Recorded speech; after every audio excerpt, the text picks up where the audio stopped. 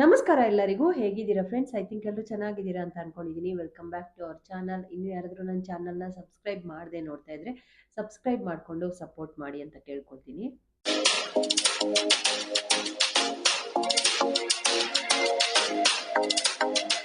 ತುಂಬ ಜನಕ್ಕೆ ಕನ್ಫ್ಯೂಷನ್ ಏನು ಗೊತ್ತಾ?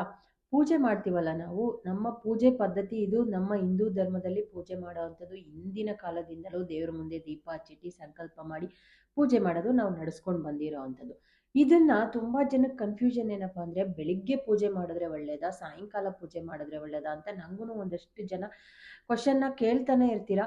ಸೊ ಯಾವುದು ಶ್ರೇಷ್ಠವಾಗಿರೋ ಅಂಥದ್ದು? ದೀಪ ಹಚ್ಚುವುದು ಬೆಳಿಗ್ಗೆ ದೀಪ ಹಚ್ಚಿದ್ರೆ ಒಳ್ಳೇದಾ, ಸಾಯಂಕಾಲ ಹಚ್ಚಿದ್ರೆ ಒಳ್ಳೇದಾ ಅಂತ? ಆ್ಯಕ್ಚುಲಿ ಎರಡೂ ಟೈಮ್ ಹಚ್ಚಿದ್ರೆ ಇನ್ನೂ ಒಳ್ಳೆಯದು. ಸೊ ಸಾಧ್ಯವಾದವರು ಇವಾಗ ಬೆಳಿಗ್ಗೆ ಅರ್ಲಿ ಮಾರ್ನಿಂಗ್ ಪೂಜೆ ಮಾಡಿದ್ರೆ ಮನೆಗೆ ಒಂಥರ ನೆಮ್ಮದಿ, ಸುಖ, ಶಾಂತಿ ಎಲ್ಲ ದೊರಕತ್ತೆ. ಸೊ ಹಾಗಾಗಿ ಬೆಳಿಗ್ಗೆನೇ ಫ್ರೀ ಇರೋರು ಬೆಳಿಗ್ಗೆ ಬೇಗ ಎದ್ದು ಪೂಜೆ ಮಾಡಿ ಹೋದ್ರೆ ಒಂಥರ ಮನಸ್ಸಿಗೆ ನಮಗೂ ಸಮಾಧಾನ ಅನ್ಸತ್ತೆ. ಮತ್ತು ನಾವು ಇವಾಗ ಹೊರಗಡೆ ಹೋಗುವಾಗ ದೇವ್ರ ಮುಂದೆ ನಾವು ಸಂಕಲ್ಪ ಮಾಡಿ ದೀಪ ಹಚ್ಚಿಟ್ಟು ಹೋದಾಗ ತುಂಬಾ ಒಳ್ಳೆಯದು.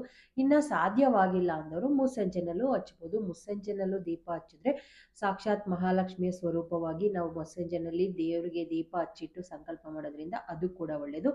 ಸಾಧ್ಯವಾದರೆ ಎರಡೂ ಟೈಮ್ ಹಚ್ಚಿದ್ರೆ ಅದು ಒಳ್ಳೆಯದು. ಸೊ ದೀಪ ಹಚ್ಚೋದು ಒಳ್ಳೆಯದು, ಓಕೆ. ಯಾವ ಎಣ್ಣೆಯನ್ನು ಹಾಕಿ ದೀಪ ಹಚ್ಚಬೇಕು ಅನ್ನೋದ್ರ ಬಗ್ಗೆ ಒಂದಷ್ಟು ಕನ್ಫ್ಯೂಷನ್ಸು ಖಂಡಿತವಾಗ್ಲೂ ನಿಮಗೂ ಇದೆಯಾ? ಹಾಗಿದ್ರೆ ಬನ್ನಿ ಒಂದೊಂದೇ ಹೇಳ್ತಾ ಹೋಗ್ತೀನಿ. ಈಗ ಯಾವ ಎಣ್ಣೆ ಹಾಕಿ ದೀಪ ಹಚ್ಚಿದ್ರೆ ಏನೇನೆಲ್ಲ ಒಳ್ಳೇದಾಗತ್ತೆ ಅನ್ನೋದ್ರ ಬಗ್ಗೆ ಒಂದೊಂದೇ ನೋಡ್ತಾ ಹೋಗೋಣ.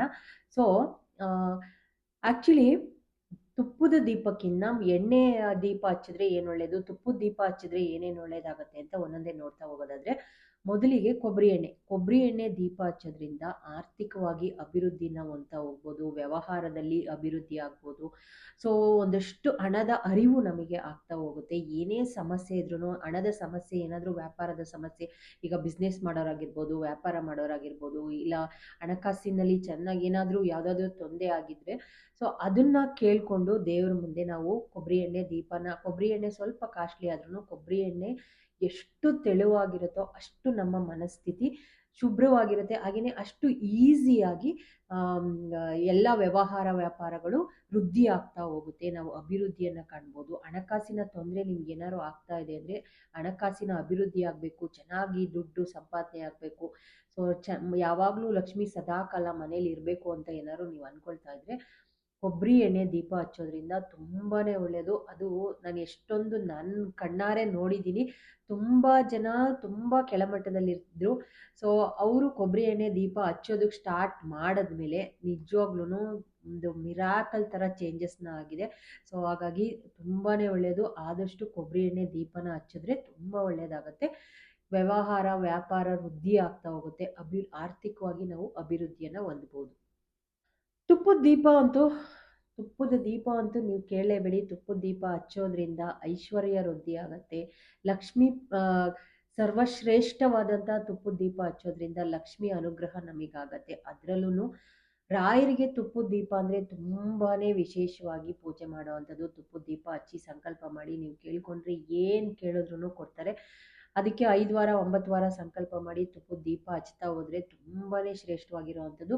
ಸೊ ಹಾಗಾಗಿ ತುಪ್ಪದ ದೀಪ ಐಶ್ವರ್ಯ ಲಕ್ಷ್ಮಿ, ಹಾಗೆಯೇ ಲಕ್ಷ್ಮಿ ಅನುಗ್ರಹ ಆಗಬೇಕು, ನಮಗೆ ಸದಾಕಾಲ ಲಕ್ಷ್ಮಿ ಮನೇಲಿ ಇರಬೇಕು ಅಂತ ಇದ್ದರೆ ತುಪ್ಪದ ದೀಪನ ಹಚ್ಚಿ ಮನೆ ಶಾಂತವಾಗಿರಬೇಕು, ಪ್ರಶಾಂತವಾಗಿರಬೇಕು ಅಂತ ಇದ್ದರೆ ನೀವು ಸಾಮಾನ್ಯವಾಗಿ ನೋಡಿ ತುಂಬ ಸೆಲೆಬ್ರಿಟಿಗಳು, ತುಂಬ ದೊಡ್ಡ ದೊಡ್ಡ ವ್ಯಕ್ತಿಗಳು ಅವ್ರ ಮನೇಲಿ ತುಪ್ಪದ ದೀಪ, ಆಮೇಲೆ ಏನಾದರೂ ಒಂದು ಹೊಸ ಸುದ್ದಿ ಕೇಳಿದ್ರೆ, ಹೊಸದೇನಾದರೂ ತಗೊಂಡ್ರೆ ತುಪ್ಪದ ದೀಪ ಹಚ್ತೀನಿ ದೇವ್ರ ಮುಂದೆ ಅಂತ ಹಚ್ತಾರೆ. ಸೊ ಹಾಗಾಗಿ ತುಪ್ಪದ ದೀಪ ತುಂಬ ಶ್ರೇಷ್ಠವಾಗಿರೋವಂಥದ್ದು, ತುಂಬ ಒಳ್ಳೆಯದು. ಸ್ವಲ್ಪ ತುಪ್ಪ ಕಾಸ್ಟ್ಲಿ ಆಗಿರ್ಬೋದು, ಆದರೆ ಹಚ್ಚೋದ್ರಲ್ಲಿ ಏನೂ ತಪ್ಪಿಲ್ಲ. ದೇವರಿಗೆ ನಾವು ಕಾಸ್ಟ್ಲಿ ಅಂತ ಮನಸ್ಸಲ್ಲಿ ಅಂದ್ಕೊಳ್ಳೋದಕ್ಕಿಂತ ನಾವು ಮಾಡೋ ಪೂಜೆ ನಿನಗೆ ಸಾರ್ಥಕ ಅನಿಸಿದ್ರೆ ನಾನು ಕೇಳ್ತಾ ಇರೋದನ್ನೆಲ್ಲ ಕೊಡಿ ಅಂತ ಭಗವಂತನ ಹತ್ರ ಬೇಡ್ಕೊಂಡು ನಾವು ತುಪ್ಪದ ದೀಪನ ಹಚ್ಚೋದ್ರಿಂದ ತುಂಬಾ ಒಳ್ಳೆಯದು. ನೆಕ್ಸ್ಟ್ ಇವಾಗ ಎಳ್ಳೆಣ್ಣೆ ದೀಪನ ಹಚ್ಚೋದ್ರಿಂದ ತುಂಬಾ ಒಳ್ಳೆಯದು. ಆಯಸ್ಸು ವೃದ್ಧಿ ಆಗ್ತಾ ಹೋಗುತ್ತೆ, ಆರೋಗ್ಯ ಪ್ರಾಪ್ತಿ ಆಗುತ್ತೆ. ತುಂಬ ಯಾವಾಗ್ಲೂ ಮನೆಯಲ್ಲಿ ಅವಾಗವಾಗ ಹುಷಾರು ತಪ್ತಾ ಇರೋದು, ಮಕ್ಕಳಾಗಿರ್ಬೋದು, ದೊಡ್ಡವರಾಗಿರ್ಬೋದು, ತುಂಬ ಹುಷಾರು ತಪ್ಪಿ ಮಲಗ್ತಾ ಇರೋದು. ಆಮೇಲೆ ಒಂದಿನ ಚೆನ್ನಾಗಿದ್ರೆ ಇನ್ನೊಂದು ದಿನ ಏನೋ ಒಂಥರ ಕಸಿವಿಸಿ, ಮನಸ್ಸಿಗೇನೋ ಸಮಾಧಾನ ಇಲ್ಲ, ಆ ಥರ ಆರೋಗ್ಯ ಸಮಸ್ಯೆ ತುಂಬ ಮನೆಗಳಲ್ಲಿ ಆರೋಗ್ಯ ಸಮಸ್ಯೆ ಕಾಡ್ತಾ ಇದೆ ಅಂದರೆ ನೀವು ನೋಡಿ ಬೇಕಂದರೆ ಎಳ್ಳೆಣ್ಣೆ ದೀಪನ ಹಚ್ಚುತ್ತಾ ಬನ್ನಿ. ತುಂಬಾ ಆರೋಗ್ಯವಂತರಾಗಿ ನಾವು ಇರೋದಕ್ಕೆ ಸಾಧ್ಯ ಆಗುತ್ತೆ. ಆರೋಗ್ಯವಂತವಾಗಿರಬೇಕು ನಾವು. ಹಾಗೆಯೇ ನಮ್ಮ ಆಯುಸ್ಸು ಚೆನ್ನಾಗಿರಬೇಕು. ದೇವ್ರ ಹತ್ರ ನಾವು ಕೇಳ್ಕೊಳ್ಳೋದೇನು, ಆಯುಸ್ಸು ಆರೋಗ್ಯ ಎರಡು ಕೊಟ್ಟು ಚೆನ್ನಾಗಿರ್ತೀರಿ ಅಂತ ಕಾಪಾಡಪ್ಪ ಅಂತ ಕೇಳ್ಕೊಳ್ತೀವಲ್ವ. ಸೊ ಹಾಗಾಗಿ ಆಯುಸ್ಸು ಅಭಿವೃದ್ಧಿ ಆಗಬೇಕು, ಆಯುಸ್ಸು ಚೆನ್ನಾಗಿರಬೇಕು ನಮಗೆ, ಆಮೇಲೆ ಆರೋಗ್ಯವಾಗಿರಬೇಕು ನಾವು ಅಂತ ಇದ್ದರೆ ಎಳ್ಳೆಣ್ಣೆ ದೀಪನ ಹಚ್ಚೋದ್ರಿಂದ ತುಂಬಾ ಒಳ್ಳೆಯದು. ಸೊ ನೆಕ್ಸ್ಟ್ ಇವಾಗ ಕೆಲವರು ಹಳ್ಳಿ ಕಡೆ ನೀವು ನೋಡ್ಬೋದು ಬೇವಿನ ಎಣ್ಣೆ ದೀಪ ಹಚ್ತಾರೆ ಮುಸ್ಸಂಜೆ ಟೈಮಲ್ಲಿ. ಸೊ ಸಾಂಕ್ರಾಮಿಕ ರೋಗಗಳು ಹರಡದೇ ಇರಲಿ ಅಂತ, ಈಗ ಸೊಳ್ಳೆ, ಸಣ್ಣ ಸಣ್ಣ ಹುಳುಗಳು, ಕ್ರಿಮಿ ಕೀಟಗಳೆಲ್ಲ ಬರುತ್ತಲ್ವ, ಬೇವಿನ ಎಣ್ಣೆ ದೀಪ ಹಚ್ಚೋದ್ರಿಂದ ಆ ಬೇವಿನ ಸ್ಮೆಲ್ಲು ಕಹಿ ಇರುತ್ತೆ. ಅದ್ರ ಸ್ಮೆಲ್ಲಿಗೆ ನೀವು ಆ್ಯಕ್ಚುಲಿ ಬೇವಿನ ಎಣ್ಣೆನ ಹಚ್ಚಿ ಒಂದು ಸಣ್ಣ ಪ್ರಯೋಗನ ಕೂಡ ಮಾಡ್ಕೊಳ್ಳಿ. ಒಂದು ಸಣ್ಣ ಮಣ್ಣಿನ ದೀಪನ ತಗೊಂಡು ಬೇವಿನ ಎಣ್ಣೆ ತಗೊಂಡು ಸಾಯಂಕಾಲ ಎಲ್ಲಾದರೂ ಒಂದು ಕಡೆ ನಿಮ್ಮ ಮನೆಯಲ್ಲಿ ದೀಪ ಹಚ್ಚಿಟ್ಟು ನೋಡಿ, ಸೊಳ್ಳೆಗಳು ಕೂಡ ಬರೋದಿಲ್ಲ, ಬಂದಿದ್ರು ಅವು ಹಾಗೇನೆ ಬಿದೋಗ್ತವೆ ತಲೆ ಸುತ್ತಿ. ಸೊ ಬೇವಿನ ಎಣ್ಣೆ ಅಷ್ಟು ಒಳ್ಳೆಯದು. ಸಾಂಕ್ರಾಮಿಕ ಏನಾದರೂ ರೋಗಗಳು, ಈ ಥರ ಯಾವುದೇ ಕ್ರಿಮಿ ಕೀಟಗಳು ಬರದೇ ಇರೋ ಥರ ಕಾಪಾಡುತ್ತೆ ಬೇವಿನ ಎಣ್ಣೆ ದೀಪ ಹಚ್ಚೋದ್ರಿಂದ. ಅದು ಸಾಮಾನ್ಯವಾಗಿ ಮುಸ್ಸಂಜೆ ಟೈಮಲ್ಲಿ ಜಾಸ್ತಿ ಸೊಳ್ಳೆ ಬರುತ್ತಲ್ವ, ಹಾಗಾಗಿ ಮುಸ್ಸಂಜೆ ಟೈಮಲ್ಲಿ ಬೇವಿನ ಎಣ್ಣೆ ದೀಪ ಹಚ್ಚೋದ್ರಿಂದ ತುಂಬಾ ಒಳ್ಳೆಯದು ನಮ್ಮ ಆರೋಗ್ಯದ ದೃಷ್ಟಿಯಿಂದ ಬೇವಿನ ಎಣ್ಣೆ ದೀಪನ ಮನೇಲಿ. ನೆಕ್ಸ್ಟು ಸಾಸಿವೆ ಎಣ್ಣೆ ದೀಪನ ಹಚ್ತಾರೆ. ತುಂಬ ಮನೆಗಳಲ್ಲಿ ಸಾಸಿವೆ ಎಣ್ಣೆನ ಯೂಸ್ ಮಾಡ್ತಾರೆ, ಅವರು ತಿನ್ನೋದಕ್ಕೂ ಕೂಡ ಯೂಸ್ ಮಾಡ್ತಾರೆ. ಅದು ತುಂಬಾ ಒಳ್ಳೆಯದು. ಸಾಸಿವೆ ಎಣ್ಣೆ ದೀಪನ ಹಚ್ಚೋದ್ರಿಂದ ಯಾವುದಾದ್ರೂ ಗ್ರಹ ದೋಷಗಳು, ಗ್ರಹಗತಿಗಳು ಚೆನ್ನಾಗಿಲ್ಲ ನಿನಗೆ ಅಂತ ಬೈತಾ ಇರ್ತಾರಲ್ಲ, ಆ ಥರ ದೋಷ ಇದ್ದರೆ ಅದು ಪರಿಹಾರ ಆಗತ್ತಂತೆ. ಅದರಲ್ಲೂ ಬಿಳಿ ಸಾಸಿವೆ ಎಣ್ಣೆ ಅಂತಲೇ ಸಿಗತ್ತೆ, ಗ್ರಂಥಿಗೆ ಅಂಗಡಿಗಳಲ್ಲಿ ಸಿಗತ್ತೆ. ಸೊ ಸಾಸಿವೆ ಎಣ್ಣೆ ದೀಪ ಹಚ್ಚೋದ್ರಿಂದ ಗ್ರಹ ದೋಷ, ಗ್ರಹಗತಿಗಳು ಚೆನ್ನಾಗಿಲ್ಲ, ಆ ಥರದ್ದು ಏನಾರು ಇದ್ದರೆ ದೋಷ ಪರಿಹಾರಕ್ಕೋಸ್ಕರ ಸಾಸಿವೆ ಎಣ್ಣೆನ ಉಪಯೋಗಿಸ್. ಗಂಡ ಹೆಂಡತಿ ಚೆನ್ನಾಗಿರ್ಬೇಕು, ಅನ್ಯೋನ್ಯವಾಗಿರಬೇಕು, ಯಾವಾಗಲೂ ಜಗಳ ಮನಸ್ತಾಪ ಏನು ಇಲ್ದೇ ಖುಷಿಯಾಗಿರಬೇಕು ಅಂತ ಇದ್ದರೆ ಕೊಬ್ಬರಿ ಎಣ್ಣೆ ಅಥವಾ ತುಪ್ಪದ ದೀಪವನ್ನು ಹಚ್ಚೋದ್ರಿಂದ ಮನೆಯ ಅಭಿವೃದ್ಧಿ ಆಗುತ್ತೆ, ಧನ ಪ್ರಾಪ್ತಿ ಆಗುತ್ತೆ, ಖುಷಿಯಾಗಿರುತ್ತೆ. ಮನೆಯಲ್ಲಿ ಇರೋರೆಲ್ಲರೂ ನೆಮ್ಮದಿಯಾಗಿರಬೇಕು, ಯಾವುದೇ ರೀತಿಯ ಕಿರಿಕಿರಿ ಮನಸ್ತಾಪ. ಇವಾಗ ಎಲ್ಲೋ ನಾವು ಆಚೆ ಹೋಗಿರ್ತೀವಿ, ಮನೆಗೆ ಬಂದಾಗ ಒಂಥರ ಮನೆ ಅನ್ನೋದು ಯಾವಾಗ್ಲೂ ದೇವಸ್ಥಾನ ಥರ ಇರಬೇಕು. ನಾವು ದೇವಸ್ಥಾನಗಳಿಗೆಲ್ಲ ಹೋದಾಗ ಎಷ್ಟು ನಿಶಬ್ದವಾಗಿ ಎಷ್ಟು ಚೆನ್ನಾಗಿರುತ್ತೆ ಹೇಳಿ. ನಾವು ಇನ್ನೂ ಒಂದು ಸ್ವಲ್ಪ ಹೊತ್ತು ಅಲ್ಲೇ ಕೂತಿರ್ಬೇಕು ಅಂತ ನಮಗೆ ಫೀಲ್ ಆಗುತ್ತಲ್ವ. ಆ ಥರ ಮನೆಗೆ ಬಂದಾಗ ನೆಮ್ಮದಿ, ನಮಗಿರೋ ಅಂಥ ಮನೆ ಅಂದ್ರೇ ನೆಮ್ಮದಿಯಾಗಿರಬೇಕು. ಮನೆ ಯಾವಾಗ್ಲೂ ಕಲಕಲ ಅಂತ ಇರಬೇಕು. ಮನೇಲಿ ಇರೋರೆಲ್ಲರೂ ಆರೋಗ್ಯವಾಗಿ ಸುಖವಾಗಿ ಚೆನ್ನಾಗಿರಬೇಕು. ಮೇಯ್ನಾಗಿ ಗಂಡ ಹೆಂಡತಿ ಸಂಬಂಧ ಚೆನ್ನಾಗಿರಬೇಕು, ಮಕ್ಕಳ ಜೊತೆ ಅನ್ಯೋನ್ಯವಾಗಿರಬೇಕು ಅಂತ ಇದ್ದರೆ ಕೊಬ್ಬರಿ ಎಣ್ಣೆ ದೀಪ ಹಾಗೆಯೇ ತುಪ್ಪದ ದೀಪ ನೀವು ಬೇಕಂದರೆ ಎರಡನ್ನೂ ಮಿಕ್ಸ್ ಮಾಡಿ ಕೂಡ ಹಚ್ಬೋದು. ಸ್ವಲ್ಪ ಕೊಬ್ಬರಿ ಎಣ್ಣೆ ಸ್ವಲ್ಪ ತುಪ್ಪ ಎರಡನ್ನೂ ಮಿಕ್ಸ್ ಮಾಡಿ, ಇಲ್ಲಾಂದರೆ ಸಪ್ರೇಟಾಗೂ ಕೂಡ ಹಚ್ಬೋದು. ತುಂಬಾ ಒಳ್ಳೆಯದು ಕೊಬ್ಬರಿ ಎಣ್ಣೆ ದೀಪ.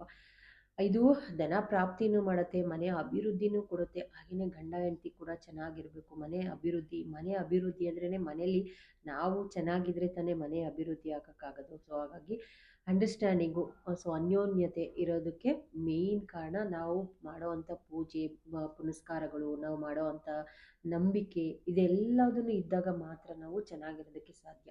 ಸೊ ಹಾಗಾಗಿ ಕೊಬ್ಬರಿ ಎಣ್ಣೆ ದೀಪ ತುಂಬಾ ಒಳ್ಳೆಯದು. ತುಪ್ಪದ ದೀಪ, ಇನ್ನು ಕೆಲವರಿಗೆ ಶನೇಶ್ವರನ ದೋಷ ಇರುತ್ತೆ, ಶನೇಶ್ವರ ನೀಡುವಂಥ ದೋಷದಿಂದ ಮುಕ್ತಿ ಹೊಂದಬೇಕು ಅಂದರೆ ಕೆಲವರು ತುಂಬ ಜನ ಹೇಳ್ತಾರೆ ಎಳ್ಳೆಣ್ಣೆ ದೀಪನ ಹಚ್ಬೋದು, ಮನೆಯಲ್ಲಿ ಕೂಡ ಹಚ್ಬೋದು. ಹಾಗೆಯೇ ಎಳ್ಳು ಬತ್ತಿನ ಮಾಡಿ ದೇವಸ್ಥಾನಗಳಲ್ಲಿ ಹೋಗು ಕೂಡ ಹಚ್ಚಿ ನಾವು ದೋಷದಿಂದ ಮುಕ್ತಿಯನ್ನು ಪಡಿಬೋದು.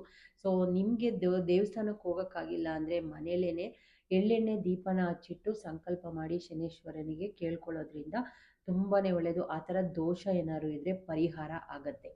ಇನ್ನು ಅಮ್ಮನವರಿಗೆ, ಸೊ ಅಮ್ಮನವ್ರಿಗೆ ನಾವು ಪೂಜೆ ಮಾಡುವಾಗ ಅಮ್ಮನವರ ಬಲಭಾಗದಲ್ಲಿ ನಾವು ತುಪ್ಪದ ದೀಪವನ್ನು ಹಚ್ಚಿಟ್ಟು ಪೂಜೆ ಮಾಡೋದ್ರಿಂದ ತುಂಬಾ ಒಳ್ಳೆಯದು. ಯಾವಾಗಲೂ ತುಪ್ಪದ ದೀಪ ಹಚ್ಚಿದಾಗ ಹೂವಿನ ಅಲಂಕಾರ ಮಾಡಿ ತುಪ್ಪದ ದೀಪನ ಹಚ್ಚಿ ತುಪ್ಪದ ಬತ್ತಿನ ಹಚ್ಬೋದು.